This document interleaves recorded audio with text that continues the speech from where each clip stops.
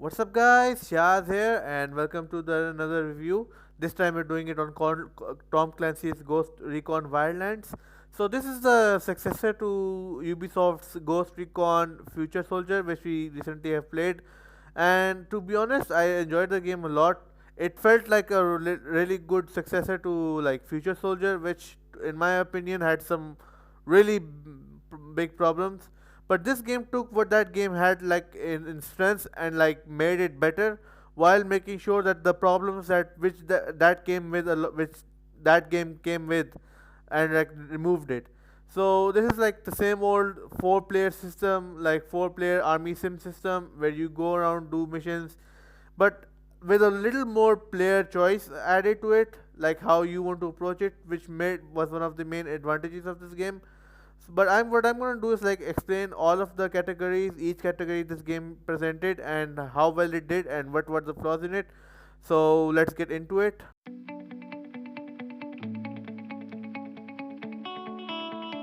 The gameplay is pretty straightforward. It's like your character has the basic movements from every other game. It's a third-person game with a few additions.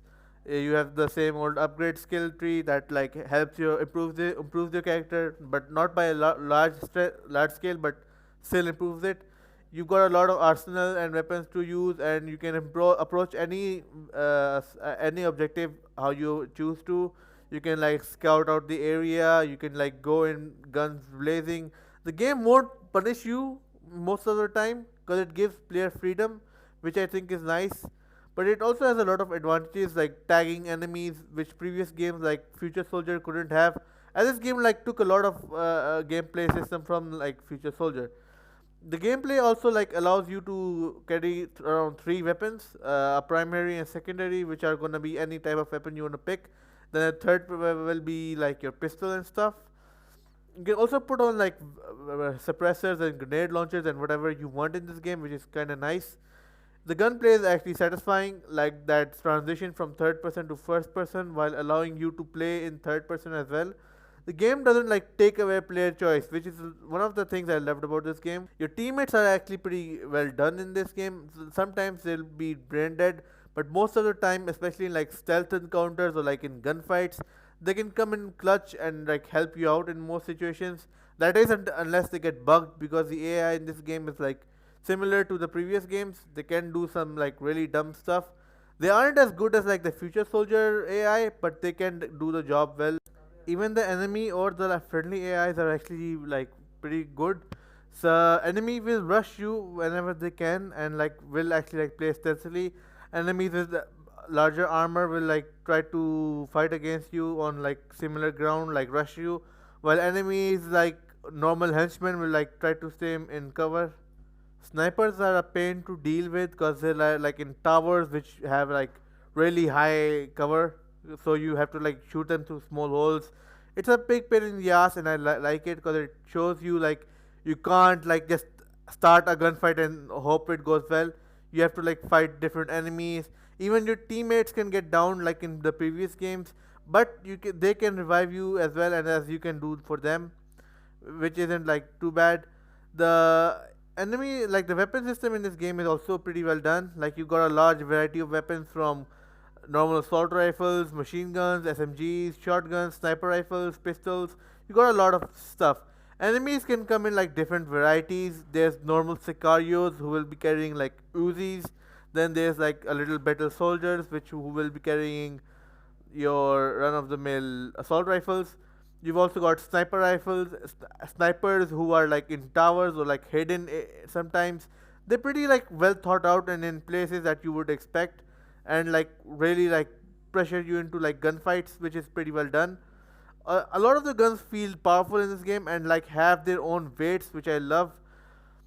Also, like reloading, sniper, everything in this game is pretty well done.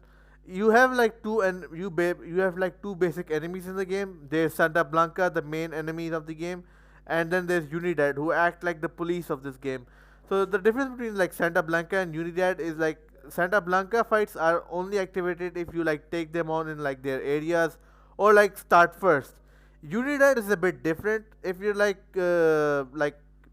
attacking their base or something like that, and an alarm goes out, you get into a like a state level or an alert level where it gets progressively harder, and you like get overflowed with more enemies like um, tanks, APCs, choppers, explosive choppers.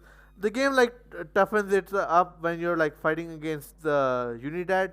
So so the game basically gets progressively tougher every time you try to fight them. They get more and more like engaging. They show up more. They like attack you more. Also, they have like the better weapons as compared to Santa Blanca. So avoiding them is like a good thing personally for me. Also, the another cool thing about the game was the conflict between Unidad and Santa Blanca.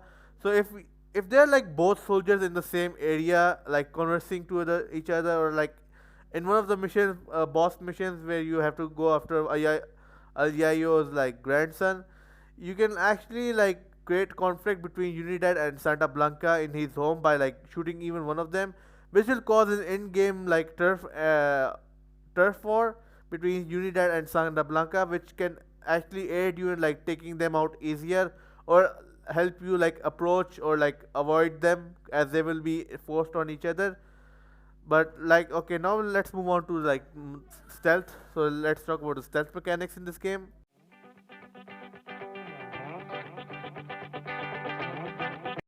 The stealth in this game, I think, was one of its main forte because it had a lot of like openness and player choice behind it, which I absolutely loved. The fact that you could use a recon drone and look around and like tag out the area looking for enemies beforehand, and like knowing where each of them were really helped a lot of players like decide how will they want to approach an area. You could go guns blazing, but stealth would always be with the higher risk, high reward, as you could like get information easily. The game would like the alert system wouldn't activate, stuff like that. If you were like would go if you wanted to go guns blazing, there was nothing wrong with that. But stealth had like a more enjoyable because it had like a more high risk, high reward stuff because you could get loot easily, you could get more resources, stuff like that. Also, the search system in this game was better because like if enemies heard any type of explosion or like a gunshot noise or even found a dead body, they would like go into a search phase where they would now have a higher chance of detecting you or seeing you. Like they would like normally they it would take a longer time for them to detect you, but in like a search phase they could actually like detect you quicker, but they wouldn't like know where you are as compared to like future soldiers where they would find you instantly after they found a dead body, which was super annoying. Again, from like one of the main features from like future soldier was their sync shot, which they added into this game. Also, I like the fact that any weapons you have can have a suppressor on or off it without any worries, and like you had choice on like if you wanted to have a suppressor on or off, because if you took off the suppressor you would have like a higher damage, but if you put it on there would be more noise reduction, which was like freedom to the player on how they wanted to engage an area. I like that a lot because like if you go in stealthily and haven't been caught yet, you could find a lot of resources, a lot of like hidden collectible stuff without worry, because you can die really fast in this game. There's no doubt about that. You can die really quickly and enemies can like rush you really fast. But I liked a lot of the stealth in this game because like tagging and like sync shotting was really fun. If you had a high value target, you could like easily get to him without worry, and like enemies could lose you between gunfights. Like if you stopped fighting them and like went into hiding, there's a high chance that they couldn't see you anymore, and I like that. So that's why I think like the stealth in this game was a lot better as compared to any other Ubisoft games previous. Now I think about it, the idea of like giving players choice to like move either fast or slow during stealth sections and how they want to pace their stealth play through like an area is like really enjoyable because it's again like the player choice how they want to play each level. Do they want to go stealth fast or do they want to go stealth slow? I like that idea of giving player freedom, so that's one of the good things.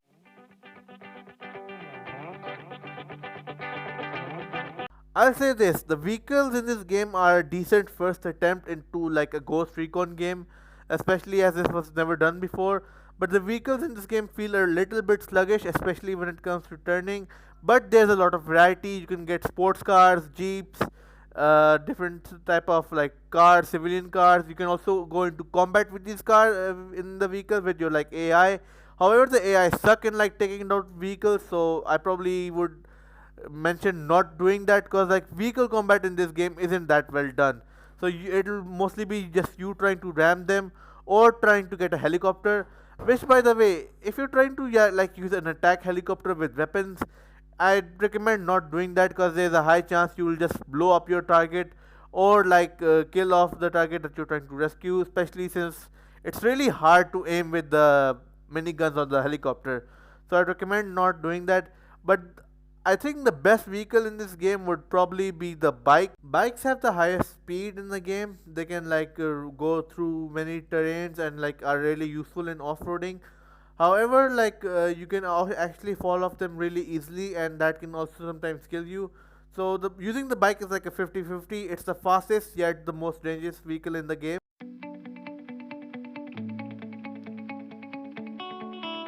The game had a lot of gun variety and like a freedom of loadout. You could use whatever weapon you wanted. If you wanted to go full on close range, you could go with a SMG, a shotgun, and another like SMG shotgun, any type of weapon you wanted to pick. You had a freedom of loadout. You could use whatever sniper you want, whatever settings you wanted on that sniper. You could add a grenade launcher to your assault rifle, or like added a longer scope for more range. The game had freedom on how you wanted to customize your weapon and how you wanted your weapon to work during gunfights, which was amazing.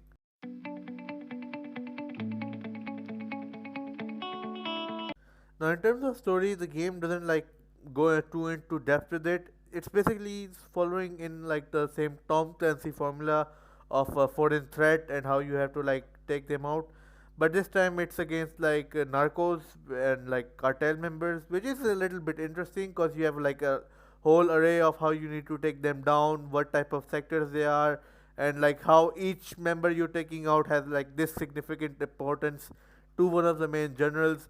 You've got Aliayo, who like controls the most of the drug production. You've got El Pozolero, who's basically part of the security system. I can't remember the names, but basically there's the security wing, the money wing, the drug wing, and then there's the influential wing. Each of them have their own like purpose, and like you have to deal with them individually. They're like a really good, like this is like a really good system. There's a total of like 25 bosses, if I have to remember correctly. Each boss belonging to a different wing, and like most of the time you either extracting them or like killing them directly. I think 25 was a little like over too much. I feel like if it was like 15 or like maybe like 16, it would have been better, because you can live without one of these like bosses most of the time. I don't know why the devs thought this was a good idea to make it like 25, because it gets boring really fast. And some of these cuts, like it's, I think what they should have done was to keep some of the bosses that had cutscenes and like something stuff like that, and like the ones that are like assassination targets are okay, but not for like every single character, which it made the game a little bit boring. But over that, the characters were interesting. You had each of the character had their own distinctive personality. None of the bosses felt like a copy paste, which was a good thing. But it did feel like some of the missions were just dragging out for the sake of like gameplay or like passing out the time, because I felt like some of these missions shouldn't exist, especially ones that, especially when you have to like gather mission intel. I feel like that was a waste of time. You should have been just given the missions directly, grabbing the mission intel and then going for the mission wasn't a good idea.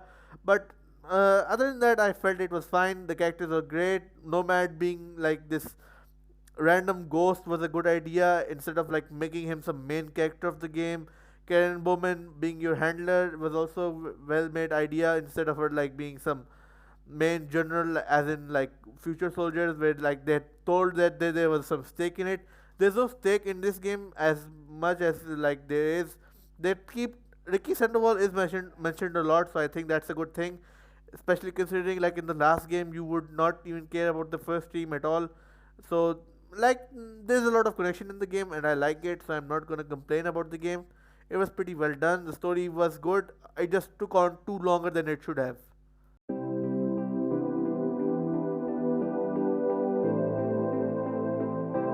My final verdict for this game would probably be an 8 out of 10.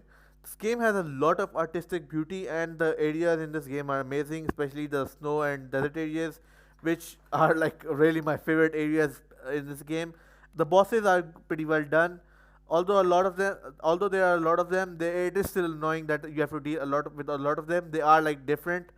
The only problem I have is a few bugs where like the AI would detect you through walls, or your own teammates would get detected, or the helicopter would bug out, which you've seen in my game through. But if you're into like military shooters and stealth mechanics, or like games that give players that full on player freedom of choice, I think that you're gonna enjoy this, especially considering that this game is like full on like giving players freedom of how they want to encounter a mission. But other than that, that's it. Alright guys, I'm gonna be ending the video here. If you guys enjoyed it, please like and subscribe, and I'll see you all in the next video. Goodbye.